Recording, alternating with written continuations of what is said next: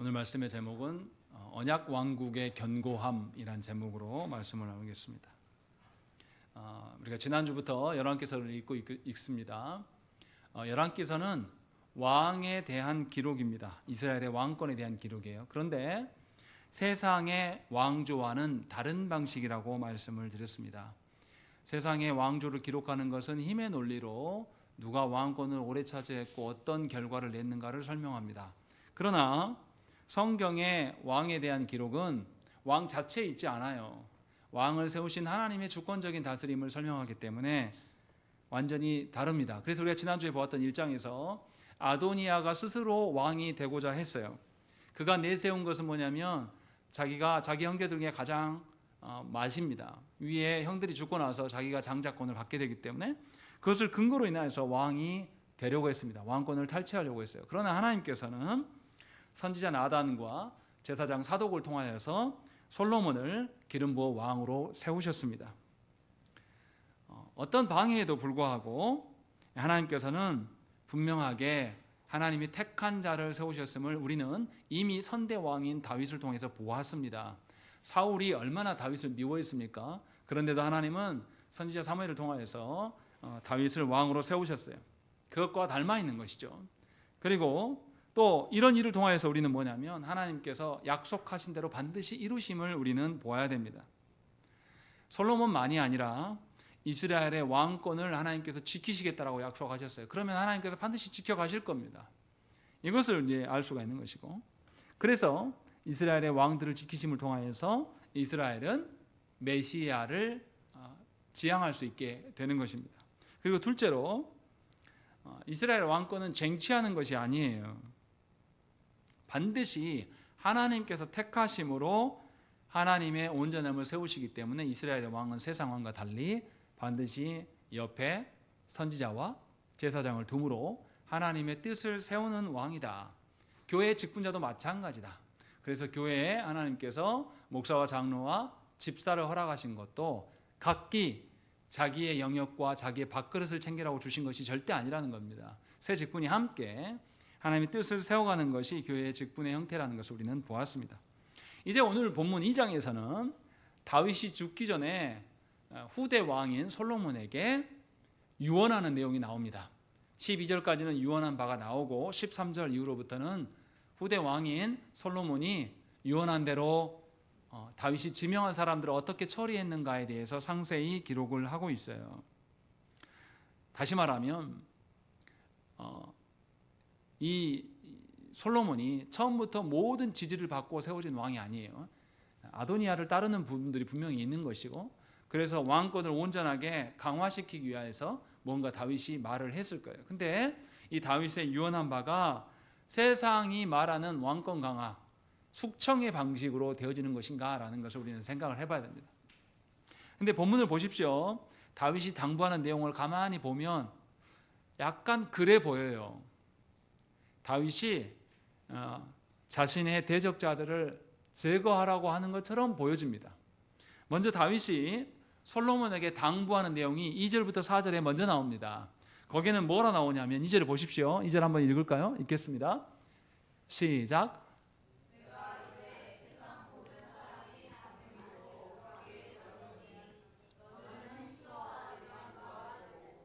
예, 뭐가 되라고 이야기합니까? 왜 갑자기 대장부일까요? 뭔 말일까요? 이거 이제 우리식으로 남성주의적으로 보면 봐라, 남성적으로 와일드하게 되는 거 아니냐, 상남자 되란 뜻인가? 이렇게 읽을 수가 있습니다. 근데 절대 그런 말을 하는 게 아닙니다. 왜 대장부가 되라 하는지를 이제 우리가 봐야 돼요. 그리고 나서 대장부가 되는 방편을 3절에 뭐라고 말씀합니까? 국가에서 다스리는 법률과 계명과 율례와 증거가 멋대로 하라는 거예요. 모세의 율법에 기록된 대로 지켜져야 될 것이다 라는 것이죠.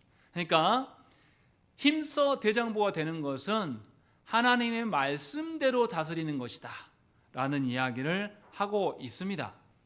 그리고 두 번째로 이제 다윗의 정적이었던 요압과 시므이를 처리할 것과 공신이었던 바르실레의 아들들에게 대해서 후히 포상하라고 다윗이 말하는 내용이 나타납니다. 그래서 두 가지를 설명한 거예요.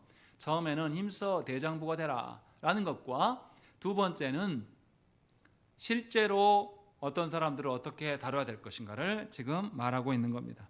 근데 다윗이 요압과 분명히 시므이를 처리하라고 말하는 것을 보고 있으면, 아니 일반 왕하고 뭐가 다르지?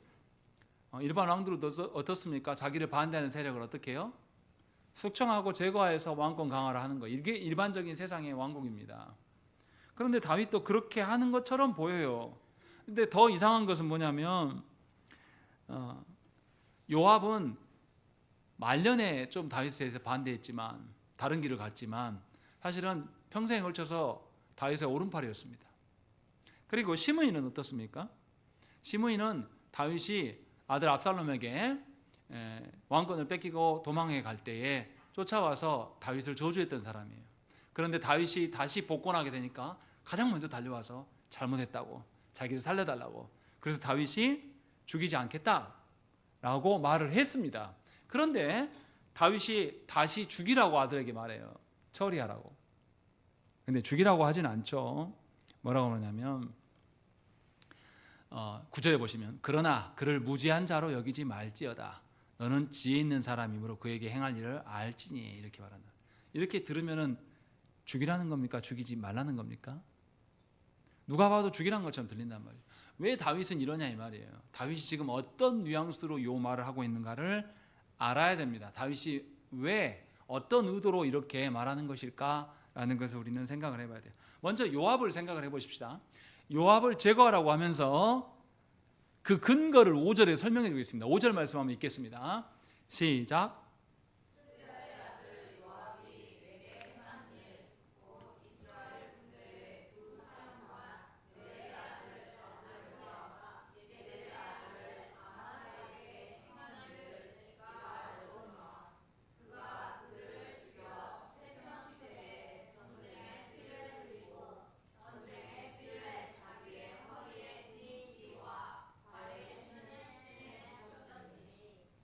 여기 보시면 요압이 제거돼야 될 이유로서 두 사람을 죽인 걸 이야기합니다. 이 두 사람이 다 뭐냐면 이스라엘의 군대의 두 사령관이었다.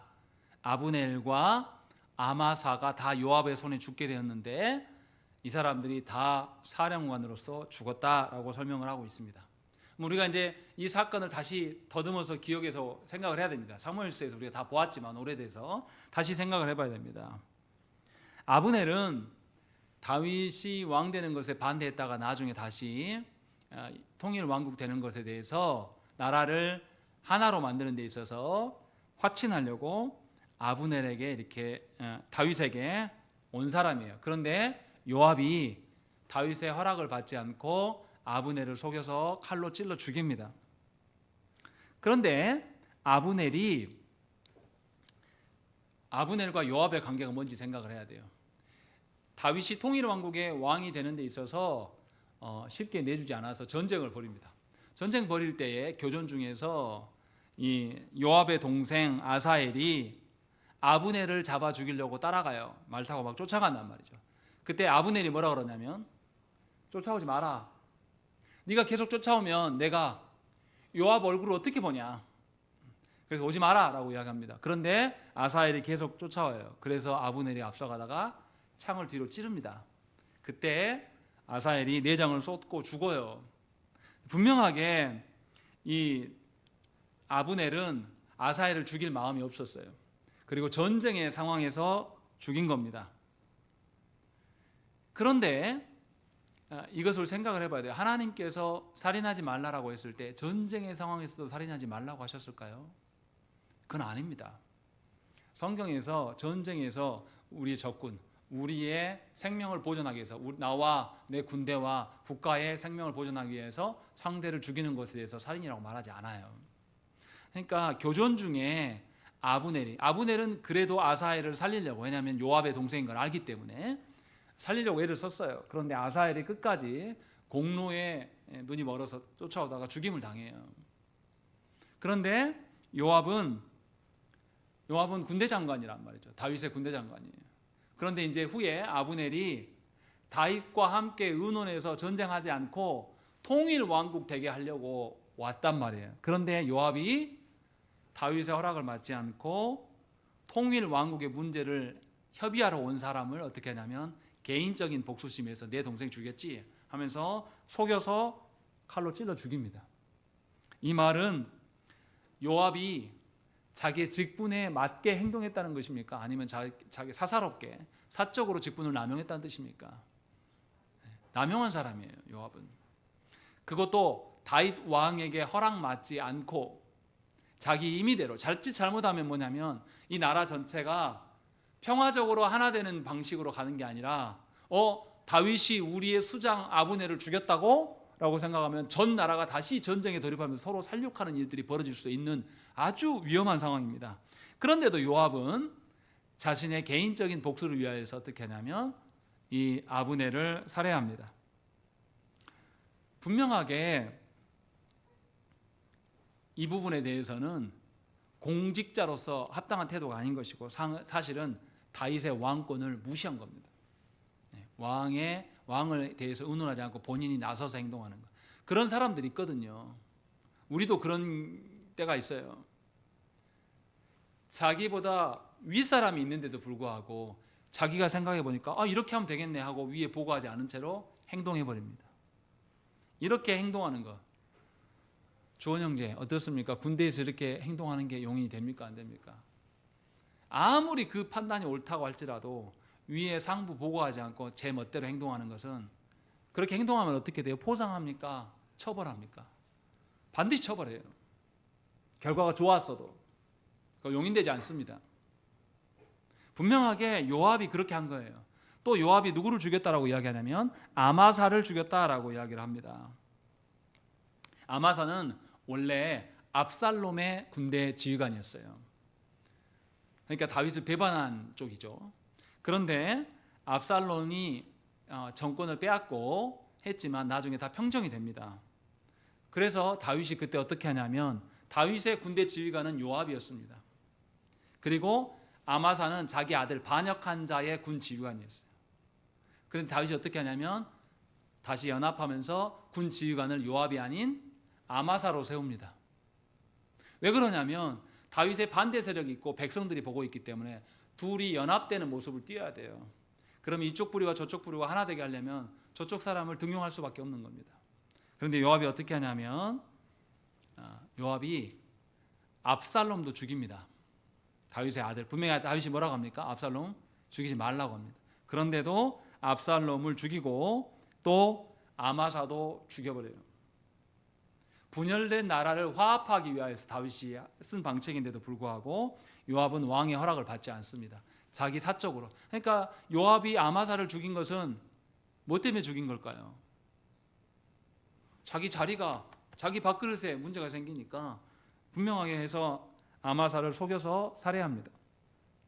정리하면 요압은 아브넬 때만이 아니라 아마사 때도 뭐냐면 굉장히 사적으로 직분을 남용하는 인간입니다. 왕이 어떤 취지로 왕이 다스리는 다윗 이스라엘의 언약 왕국의 왕은 그 왕 개인적인 소견대로 다스리는 자가 아니에요. 하나님의 뜻을 구현하는 자로 서 있기 때문에 왕도 자기 마음대로 못합니다. 어떻게 합니까? 반드시 선지자를 통하여서 하나님의 뜻이 무엇인지를 확인하고 집행하는 자예요. 그러면 왕의 밑에 있는 군 지휘관이라면 당연히 자기가 힘의 무력을 갖고 있어도 이 무력을 어떻게 사용해야 됩니까? 반드시 왕에게 하나님의 뜻이 뭔지 확인하고 왕도 그 결단을 본인 마음대로 하는 게 아니라 선지자와 제사장을 통하여서 하나님의 뜻을 보고 행동하는데 그 밑에 있는 수하가 지멋대로 한다? 이거 있을 수 없는 이야기입니다. 근데 요압은 그렇게 하는 거예요.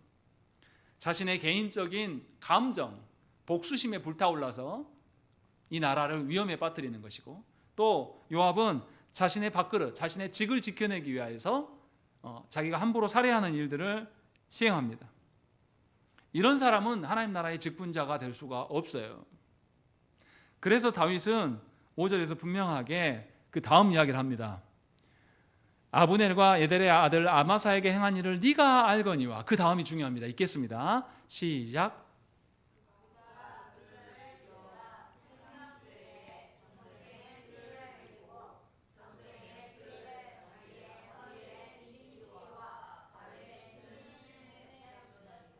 여기 표현법이 우리나라 이제 말로는 잘 안 나오는데 이런 거예요. 싸울 필요가 없는 시대인데 이 사람이 살해했다. 그리고 살해한 피가 그의 띠와 신발에 묻어서 호소하고 있다라고 이야기합니다. 성경에 이렇게 표현된 기록이 있습니다. 어디에 있습니까? 그렇죠. 가인과 아벨이 하나님께 제사를 드렸을 때 하나님께서 아벨만 받으시고 가인의 제사 안 받아요. 그때 가인이 화가 나서 아벨을 죽입니다. 그때 성경의 기록이 뭐라고 말하냐면 가인의 피가 땅에서 호소한다라고 이야기합니다. 이 말은 뭘 호소했겠습니까? 아벨이 억울하게 죽은 거잖아요. 뭘 호소했겠습니까? 자기 억울함을 해소해달라. 다른 말로 하면 정의 실현을 외치고 있는 겁니다. 그러니까 지금 이 다윗이 5절에서 하는 이야기는 뭐냐면 요압이 아브넬과 아마사를 죽인 일은 굉장히 사사로운 일이고 불의한 일이다. 하나님 나라의 왕국이고 네가 왕이라면 너는 하나님의 정의로 이 땅을 다스려야 될 사람인데 이 땅 안에 억울함이 있으면 된다 안 된다? 없는 겁니다. 그렇게 하면 안 돼요. 그래서 공의를 실현하라는 차원에서 말씀하고 있는 겁니다. 그리고 민수기 35장에서도 피의 복수 제도를 설명해요. 피 흘려 죽인 자에 대해서 피로 갚아야 될 것들을 하나님 말씀하신단 말이죠. 그래서 공의를 수립할 것을 말씀하고 있는 거죠. 그러니까 다윗이 지금 솔로몬에게 다윗이 자기 아들이기 때문에 말하는 겁니까? 자기의 후대 왕이기 때문에 말하는 겁니까? 후대 왕이기 때문에 언약 왕국의 왕은 반드시 하나님의 정의로 다스려야 된단 말이죠. 그래서 어떤 일이 있어도 이스라엘 백성들 가운데 언약 백성들 가운데 하나님의 공의 위에 다스림이 있어야 되는 것입니다. 그래서 다시 정리하면 앞에서 다윗이 처음에 2절에서 힘써 대장부가 되라 라고 말했던 것은 상남자처럼 다스리라 이 뜻 아닙니다. 그 뒤에 3절에서 뭐라 그러냐면 하나님의 율법에 근거한 공의로 다스려라라는 뜻이에요. 다시 말하면 다윗이 불의하게 했던 요압을 제거하라는 것은 하나님의 율법에 근거해 볼 때 하나님의 속성에 보니까 하나님의 공의로운 성품에 맞습니까? 안 맞습니까? 안 맞아요. 그러니까 실제로 지금에서라도 내가 하지 못한 일이지만 지금에서라도 당신이 왕이 되었으니 하나님의 공의를 실제적으로 실행하셔야 되지 않겠습니까? 이 이야기를 지금 하고 있는 거예요. 다시 말하면 하나님의 말씀대로 시행한다라는 것, 하나님의 말씀대로 시행한다는 것은 하나님의 공의를 실제로 적용하는 거예요. 공의를 적용하는 그 방법은 무엇입니까?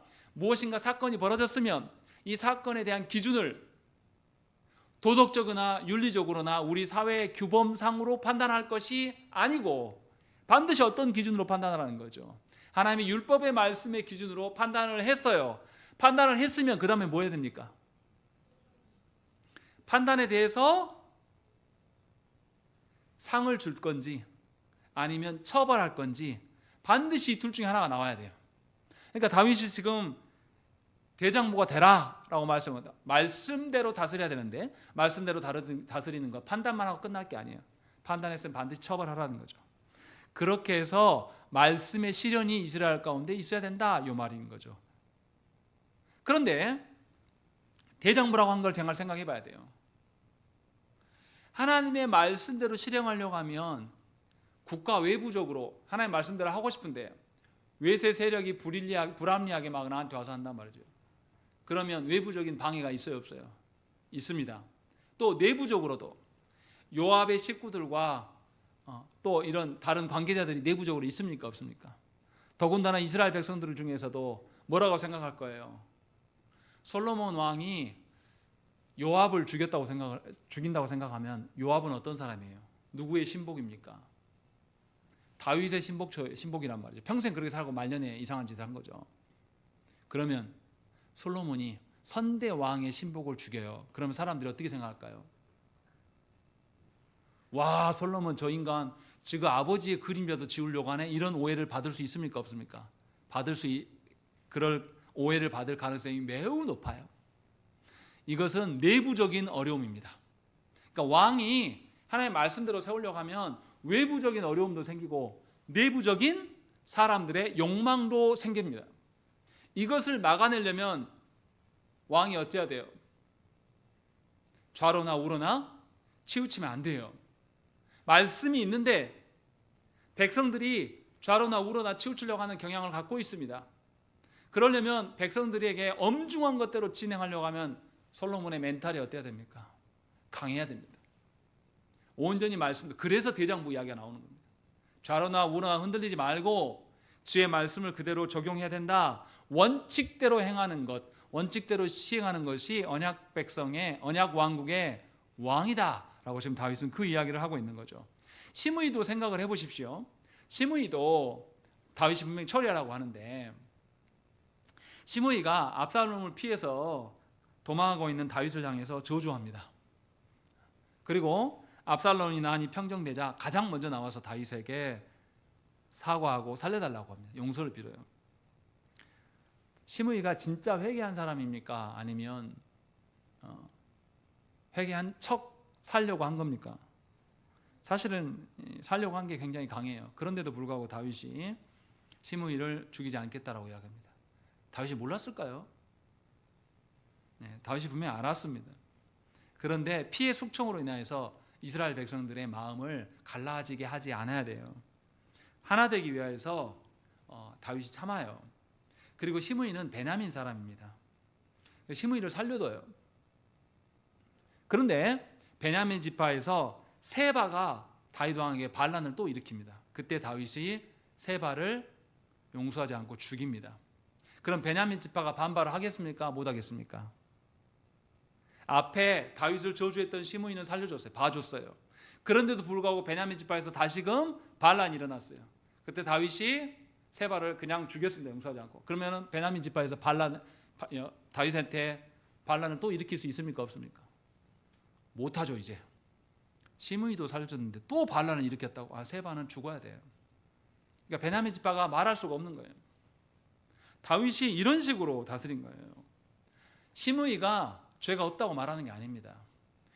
백성들을 하나 되기 위해서 다윗은 분명하게 시므이의 죄에서 일단은 유보시켰어요. 그래서 9절에서 아까 말씀드린 것처럼 그러나 그를 무죄한 자로 여기지 말지어다.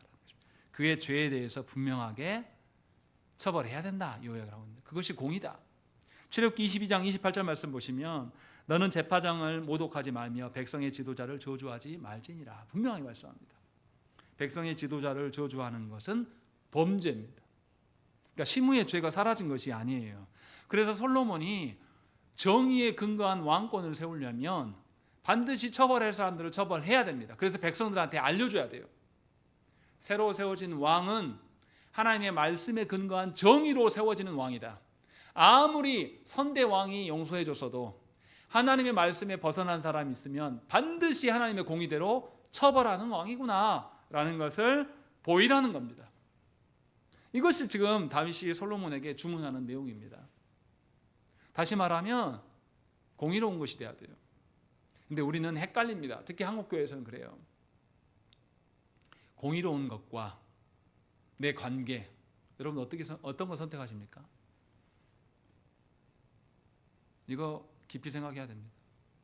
하나님의 말씀에 내 자녀가 위반했어요. 그럼 어떻게 해야 됩니까? 다음에 잘해라 하고 그냥 덮어주면 됩니까?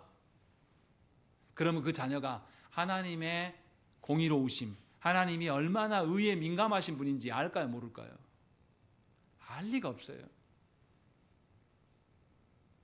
근데 그렇게 행동한다는 거죠. 왜요? 하나님의 성품보다 뭐가 중요해요? 나와 내 자녀의 관계가 더 중요해요. 그래서 자녀가 잘못해도 징계하지 않습니다. 특히 우리 시대는 교회만이 아니라 우리 대한민국은 애들 때리면 아주 난리가 납니다. 부모들이 학교까지 관여해가지고 심지어 뭐까지 고소한다고요? 우리의 발언 기회를 덜 준다든지 우리에게 조금 차갑게 대하면 그것도 고소한다고 그러더라고요. 저는 그 이야기 듣고 그럼 네가 가르쳐봐라. 네가 사람 새끼 만들지 뭐하러 학교 보내냐. 저는 반대로 말해주고 싶어요. 어떻게 교육이 됩니까? 근데 생각이 썩었습니다. 공의를 찾아볼 수가 없는 나라예요. 젊은이들이 MZ세대들이 위세대들 향해서 공정을 요구할 만해요. 너무 심란하니까. 그 점에 대해서는 기성세대로서 미안하고 죄송합니다. 잘못됐어요. 그러면 그런 대로 또 젊은이들이 바르게 하냐? 또 젊은이들도 그렇지도 않아요. 하나님의 의로우심이 이 땅에 사라졌습니다. 물론 예전에 대한민국 학교 선생님들이 처벌을 심하게 했어요. 저 때만 해도 선생님들이 이렇게 예전에 기억나세요? 파란 통에 그 밀걸레 대가 꽉 차 있었습니다. 밀걸레는 없고 밀걸레 대만 학교에서 채워놔요. 그래서 이거 끌고 와서 엎드려 해가지고 이걸 밀걸레를 때리면 애들 때리면 밀걸레 대가 어떻게 되냐면 새 거거든요. 부러졌습니다. 많이 부러졌어요. 그러면 또 학교에서 사서 채워놓고 애들 때리라고. 그렇게 해서 저희는 배웠어요. 그러니까 선생님 때 맞으면 엉덩이 터져가지고 이 팬티가 뒤에 터진 살과 범벅이 되고 들러붙는 거는 자주 있는 일입니다. 이게 옳다고 말하는 게 아닙니다. 제가 말씀드리는 게 그런 불합리함이 있었기 때문에 거기에서 피해받은 사람들이 애들 때리지 마라, 심지어 꽃으로도 애들 때리지 마라 이 말을 하겠죠. 무슨 말인지 이해가 돼요. 그렇다고 해서 처벌하지 않은 것이 능사입니까? 우리나라 보십시오. 음주운전하고 사람을 죽였어요. 그런데 징역 몇 년 나옵니까? 1, 2년 나와요. 공정합니까? 술 먹어서 심신미약이래요. 옆나라 이웃나라 일본은 그렇게 하지 않습니다. 몇십 년씩 때려버립니다. 죽었어요 사람이. 근데 어떻게 그렇게 합니까? 그 죽은 유가족들은 어떻게 합니까? 강력하게 처벌해야지 다시는 음주운전 안 할 거 아닙니까? 근데 우리 이 나라는 음주운전이 그냥 밥 먹듯이 해요. 아무것도 아닌 것처럼 생각합니다. 처벌이 기가 막혀요. 또 누구 자녀에 따라서 마약을 했어도 집행유예로 풀려납니다. 힘없는 사람은 돈 800원 훔쳐도 징역살이에요. 나라가 엉망입니다. 왜냐하면 공의가 없어요. 다윗은 지금 언약 백성들에게 분명하게 공의를 말하고 있는 겁니다. 그런데 다윗이 처벌만 말하는 것이 아닙니다. 다윗은 누구도 이야기합니까? 7절 말씀을 읽겠습니다. 시작.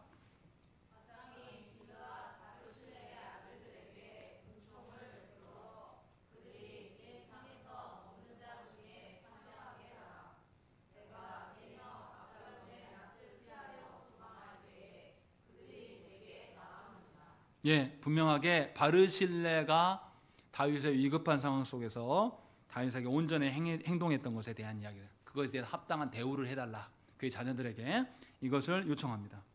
잘 생각을 해보세요. 제가 이스라엘 나라를 언약 왕국이라고 자꾸 이야기를 하고 있습니다. 언약 왕국의 왕은 대장부가 돼야 돼요. 어떤 대장부요? 하나님의 언약의 말씀을 그대로 집행하는 왕. 그럼 언약을 그대로 집행한다는 것은 두 가지 측면이 있습니다. 아까 요압과 시므이 처리에 대해서 말할 때는 뭘 이야기했습니까? 공의를 이야기를 했습니다. 반대로 하나님의 말씀대로 잘 순종했어요. 그래서 바르실레의 자녀들에게는 어떻게 하라고요? 선대하라, 그에게 상주라 라고 이야기를 하고 있는 겁니다. 그럼 언약의 어떤 측면을 말하고 있는 거예요? 하나님 언약의 말씀대로 잘 지키면 하나님께서 뭐 주신다고 했어요? 복 주시겠다. 그리고 하나님의 말씀대로 행하지 않으면 저주를 내리시겠다라고 말씀한 거죠. 그래서 이스라엘 백성들이 가나안 땅에 들어와서 제일 먼저 여리고성을 돌파하고 계속 나가서 뭐 했습니까? 세겜 땅에 가서 언약의 복과 저주를 에발산과 그리심산에 서가지고 외쳤어요.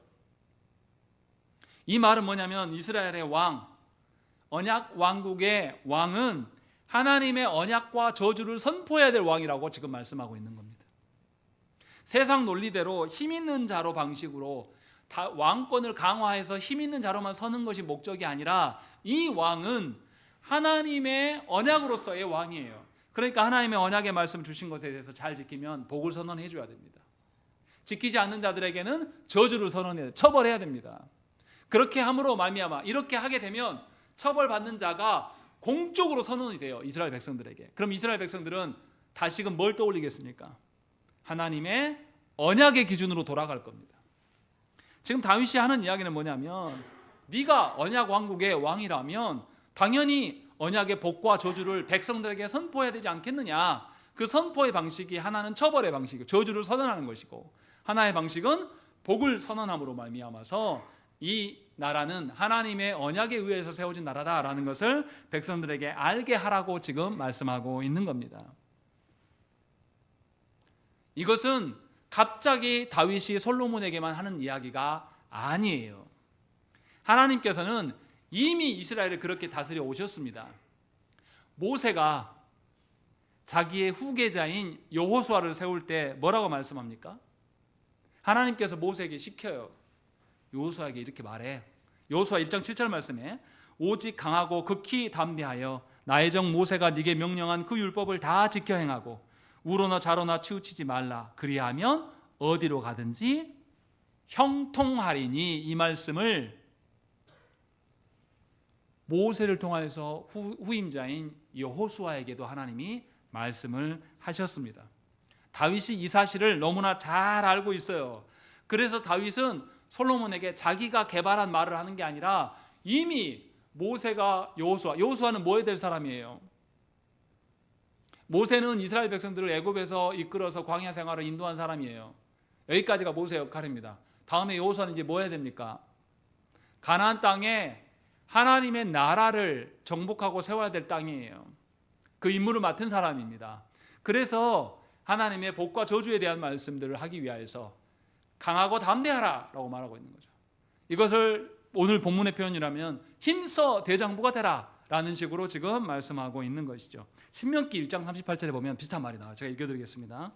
네 앞에 서 있는 눈의 아들 여호수아는 그리로 들어갈 것이니 너는 그를 담대하게 하라. 그가 이스라엘에게 그 땅을 기업으로 차지하게 하리라 하면서 모세가 여호수아에게 담대하라고 했던 그 목적이 무엇인지를 분명하게 알려줍니다. 그래서 분명하게 하나님의 말씀대로 다스려질 것들을 설명하고 있어요. 그러면 이제 생각을 해보십시다. 이런 겁니다. 하나님께서는 모세에게 이스라엘 백성들을 가나안 땅으로 이끌라고 말씀했어요. 그리고 그 후임자인 여호수아는 가나안 정복 전쟁을 실행합니다. 가나안 정복 실행하는 목적은 뭡니까? 가나안 땅에 하나님 나라를 세우기 위함이에요. 그리고 다윗은 이 사실을 알고 있었기 때문에 가나안 땅을 모든 통일왕국으로 만든 다음에 뭐 하려고 했어요? 하나님 나라 되게 하려고 하니까 성전을 지으려고 했습니다. 근데 하나님께서 거절하십니다. 그러면 솔로몬은 뭐 해야 될 사람이에요? 하나님이 임재하시는 성전을 지어야 될 사람이에요. 그러면 성전 짓는 사람은 모세 때부터 다시 돌아가 보세요. 하나님께서 이스라엘 백성들을 애굽에서 건지신 목적이 궁극적으로 언제 실현되는 겁니까? 누구 때 실현되는 거예요 지금? 성전이 완공되는 솔로몬 시대에 실현된단 말이죠. 그래서 다윗이 지금 같은 맥락으로 말하고 있는 거죠. 모세에게 그러셨던 하나님. 모세가 처음에 하나님께서 모세를 애굽에 보내려고 할 때 모세가 가려고 했습니까? 안 가려고 했습니까? 안 가려고 했습니다. 나는 말도 못해요. 그러니까 하나님께서 아론을 예비시키고 또 갈 때 걔네들 마법사도 있는데요. 그러니까 하나님께서 능력을 보이시고 그래서 하나님 떠밀어요. 모세가 하나님을 의존하면서 살아갑니다.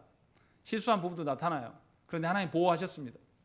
그리고 모세 후임자인 여호수아도 이제 모세가 그런 걸 알기 때문에 여호수아에게 강하고 담대하라고 말씀한 거죠. 그리고 여호수아는 하나님 의지에서 정복전쟁을 실행해요. 그런데 정복전쟁이 궁극적 목적이 아니에요. 궁극적 목적은 하나님 나라를 만드는 겁니다. 그래서 다윗이 그것을 완성하고 싶어 했어요. 그런데 하나님의 때가 아니라고 하나님 말씀하셨어요. 그러니까 이제 다윗은 솔로몬에게 이것을 집행할 수 있도록 만들어야 돼요. 그래서 대장부가 되라고 이야기를 하는 것이고 하나님의 말씀에 대한 복과 저주를 선언해야지만 하나님의 다스리는 땅이 되는 것이다 라는 맥락으로 지금 말씀하고 있는 것이죠. 그래서 율법을 지키는 데 있어서 강하고 담대한 대장부가 되라고 말씀하고 있는 것이에요. 이 말씀은 그렇다면 다윗이 유언으로 남긴 이 말씀은 솔로몬만 지키면 되는 것입니까?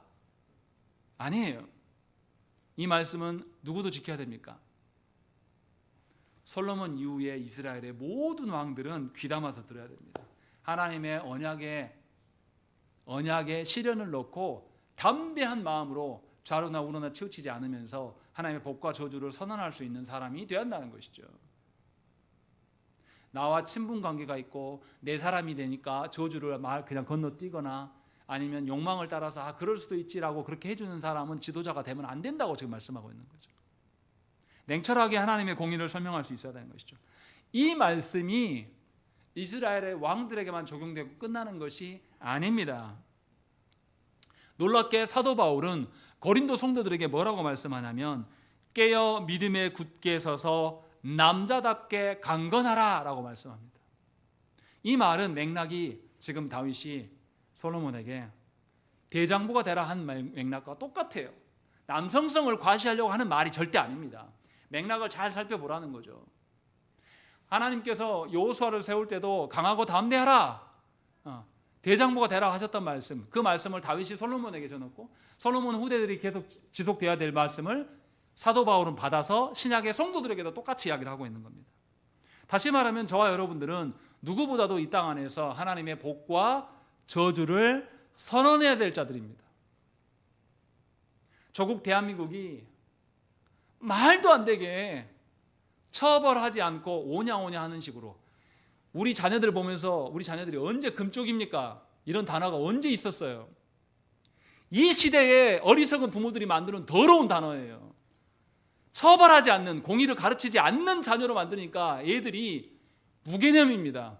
그래서 공권력을 보면서도 그 한 주먹도 안 되는 그 애들이 경찰한테 때려봐 반말했었고 욕하고 대들어요. 아무것도 아닌 것들이 그런 식으로 가르쳐 놓은 겁니다. 우리가 지금 그 열매를 거두고 있는 겁니다. 여러분 자녀 금쪽이 아닙니다. 여러분 자녀들 죄인이에요. 태어날 때부터 자기밖에 모르는 죄인입니다. 그 자녀들에게 하나님의 언약의 복과 저주를 선언하셔야 됩니다. 처벌하시고 또 자랄 때는 하나님의 상급에 대한 이야기도 하셔야 됩니다. 그렇지 않으면 여러분들 자녀는, 여러분들 가정은 언약 왕국이 안 돼요. 더러운 세상에 추접스러운 가정이 되는 것입니다. 자녀를 지키는 것은 오냐오냐 하는 게 아닙니다. 교회도 마찬가지예요. 한국 교회에서 뭘 못합니까? 권징하지도 않습니다. 성도들 떠날까 봐 목회자들이 발발발발 떨어요. 성도가 떠나고 안 떠나는 것은 하나님께서 하시는 것입니다. 하나님 주권하에 있어요. 그 영혼이 하나님 자녀가 되는지 안 되는지는 영원 전에 하나님께서 이미 선택하셨어요. 목사님 내가 어떻게 한다고 해서 달라지지 않아요. 다만 하나님께서 교회된 우리에게 뭐 하라고 했어요? 복음을 선포하라고 했습니다. 복음의 복과 저주를 이 땅에 선포하라고 말씀하셨어요. 듣든지 아니 듣든지 우리는 하나님의 공의를 추구해야 됩니다. 그러면 교회는 반드시 권징해야 되는 것이에요. 핑계할 것이 되지 못합니다. 분명하게 하나님의 온전하심을 근거로 인하여서 교회의 다스림이 있어야 되는 거예요. 그럼 최소한 교회의 다스리는 목사와 장로는 하나님의 말씀 앞에 대장부가 되어야 됩니다.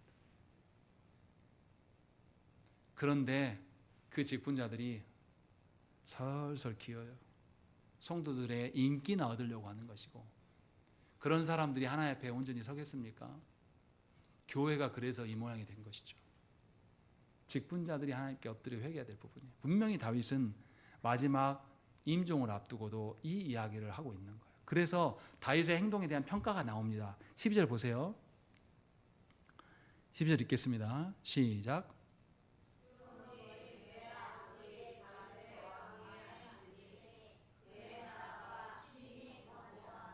예, 솔로몬이 다윗의 그 유언을 잘 수용했어요. 그러더니 나라가 심히 견고해졌다라는 이야기. 그리고 우리가 다 보지 못했지만 시간이 없어서 13절부터 46절 말씀에 실제로 솔로몬이 어떻게 아도니아를 비롯해서 이런 사람들을 처벌하는 내용이 나와요. 간단하게 말씀드리면 아도니아가 밧세바에게 찾아갑니다. 그렇게 해서 뭐라고 말하냐면 다윗이 마지막에 품었던 수냄 여인 아비삭을 자신에게 아내로 달라고 요청합니다. 근데 밧세바는 못 깨달아요. 무슨 말인지. 그래서 솔로몬한테 요청합니다. 달라고 하니까 주자. 막 이렇게 이야기합니다. 근데 이것은 아주 교만한 겁니다. 압살롬이 했던 일이에요.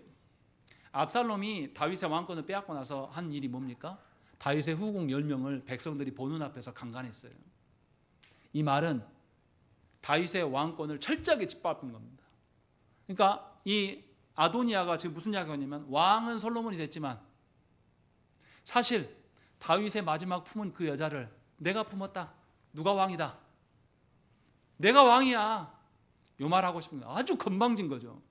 하나님, 이것은 솔로몬을 대적하는 게 아닙니다.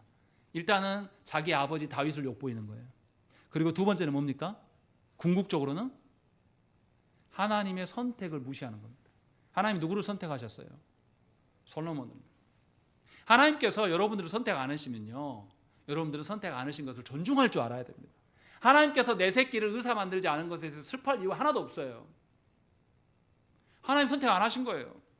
그럼 선택 안 하신 것에서 순종할 도리를 찾고 자녀에게 그걸 가르치면 되는 겁니다. 그런데 아비아들은 그런 태도가 없어요. 아도니아는 그런 태도가 없어요. 그래서 뭐라고 말합니까? 15절 말씀 보세요. 15절에 아주 건방진 말이 나옵니다. 읽겠습니다. 시작.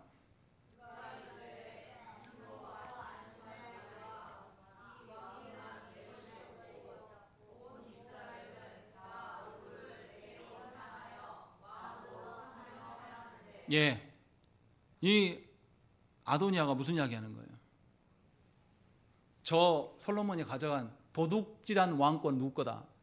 내 거다. 그리고 그 내 것임을 증명한 사람들이 누구였다? 온 이스라엘이 그랬다. 온 이스라엘이 그랬습니까? 이것을 밧세바한테 말한 거예요. 근데 밧세바가 알아듣지를 못합니다. 그래서 솔로몬이 어떻게 해요? 21절에 밧세바가 청하건대 수넴 여자 아비삭을 아도니아에게 주어 아내로 삼게 하소서라고 이야기하는 거죠. 밧세바는 지금 왕권에 대한 개념이 없는 거예요.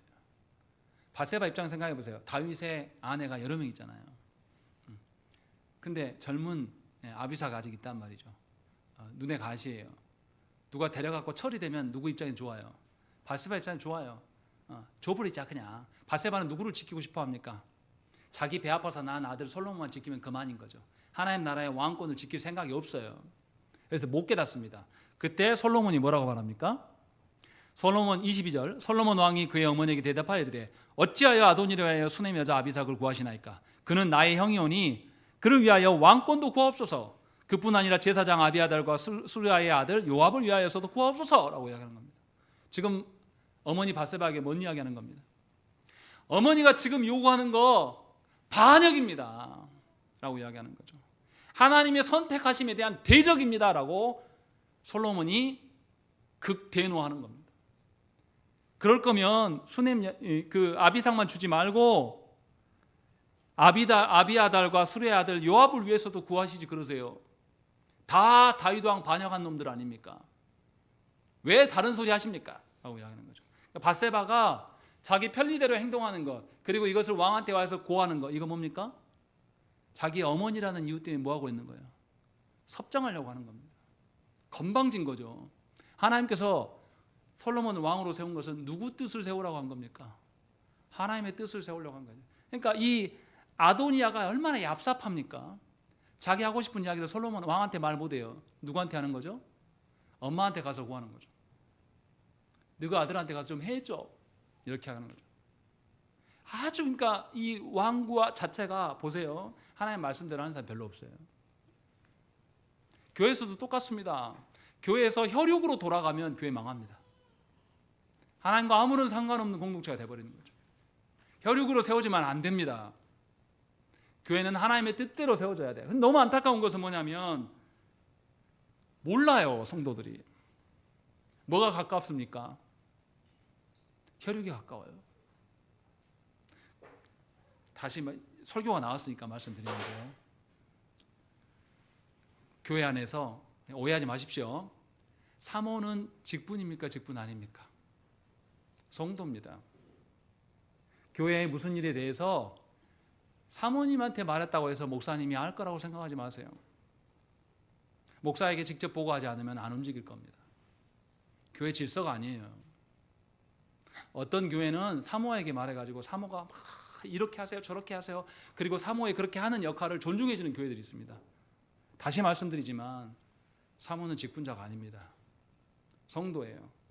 마찬가지로 교회 안에 장로의 아내들도 마찬가지입니다. 성도입니다. 장로님들이 현명하다면 당회에서 했던 이야기들을 아내한테 말 안 하는 것이 가장 현명한 겁니다. 근데 가서 다 말해요. 그러니까 장로님 아내들이 가가지고 교회 안에서 이래라 저래라 하면서 다 나섭니다. 질서가 없는 겁니다. 분명하게 말씀을 온전하게 지켜내기 위해서 부부 관계의 정까지도 떼어내고 하나님의 어미로우신 하나님의 복과 저주가 통용되는 교회가 되어야 되는 것이에요. 분명하게 본문은 이 이야기를 하고 있는 겁니다. 그래서 솔로몬이 어머니의 청도 거절하고 아도니아를 처리해요. 그리고 제사장 아비아달도 면직시킵니다. 파면해요. 그리고 나서 다른 요압이나 시므이 다 처리합니다. 분명하게 하나님께서 말씀하신 대로 공의를 선언하는 왕으로서 서 있는 것이 이 장에서 나타납니다. 시간이 없어서 다 설명할 수는 없지만 분명하게 우리는 알아들어야 됩니다. 교회는 하나님의 뜻을 세우는 기관이에요. 하나님의 뜻대로 되어질 때에 교회는 견고해집니다. 그래서 솔로몬이 13절부터 44절까지 하나님의 말씀대로 싹 시행하고 나니까 46절에 뭐라고 말씀합니까? 마지막에 여호야다가 여호와의 아들 분하야에게 명령하며 그가 나가서 시므이를 치니 그가 죽은지라 이에 나라가 솔로몬의 손에 견고하여지니라 라고 말씀하고 있는 거죠. 솔로몬이 다윗의 유언을 수용했을 때도 나라가 견고하게 서는 것을 말씀했고 수용한 대로 실제로 집행을 했더니 그래서 하나님의 저주를 선포했더니 나라가 견고해져 간다라는 것이 성경의 평가입니다. 그러니까 저와 여러분들이 교회 안에서 신앙생활을 해나갈 때에 조심해야 될 것이 있습니다. 인간관계로 교회가 세워지는 것이 절대 아니에요. 다시 말씀드리지만 이 땅에서는 서로가 가족일 수 있고 혈연관계일 수 있습니다. 다시 말씀드리지만 하나님 나라 가서는 우리는 더 이상 혈연관계로 부르지 않아요. 모두 그리스도의 지체로서 동등한 관계에 서 있을 겁니다. 이 땅에서 엄마, 아빠, 형, 동생 불렀던 사람들 하나님 나라 가면 다 같이 그리스도의 지체예요. 그때 가서 혈육 이야기하지 마세요. 그래서 예수님 뭐라고 했습니까? 하나님 나라는 시집가고 장가가는 일이 있다 없다? 없다라고 이야기합니다. 그래서 어떻습니까? 이 땅 안에서 부부관계를 맺고 있다가 한편이 죽어요. 그러면 살아남은 사람이 또 결혼해도 됩니까? 안 됩니까? 돼요. 성경 허용합니다. 그게 악한 게 아닙니다. 근데 사람 생각으로는 어때요? 그렇게 배우자가 떠나갔는데 떠나간 지 뭐 1년, 2년 안에 딱 결혼해보면 사람들이 뭐라고 합니까?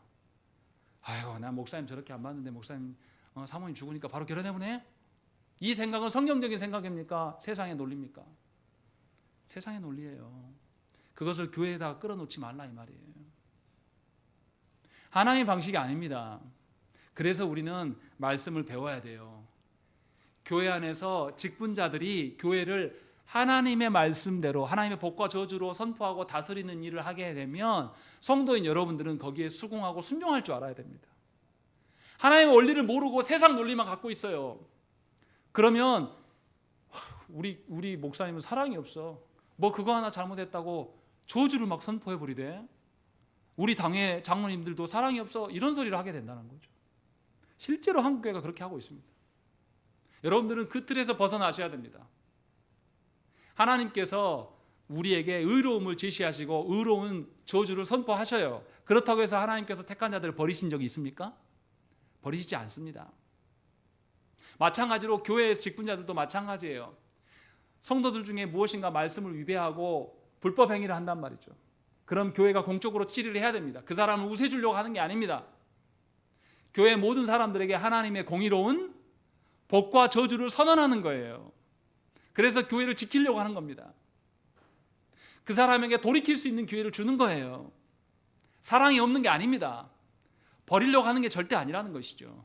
그러니 우리가 생각을 해야 됩니다. 우리 시대의 교회가 권증이 없었던 교회라면 우리 자녀의 시대에는 권증이 있는 교회 되기 위해서 우리가 부단히 노력하고 기도해야 돼요.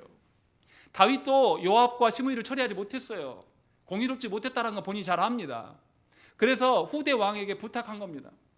공의를 선포해서 진정으로 이 땅이 하나님의 언약 왕국이 되기를 바랍니다 라는 뜻에서 유언한 거예요. 자기의 억한 심정이 있어서 한 게 아닙니다.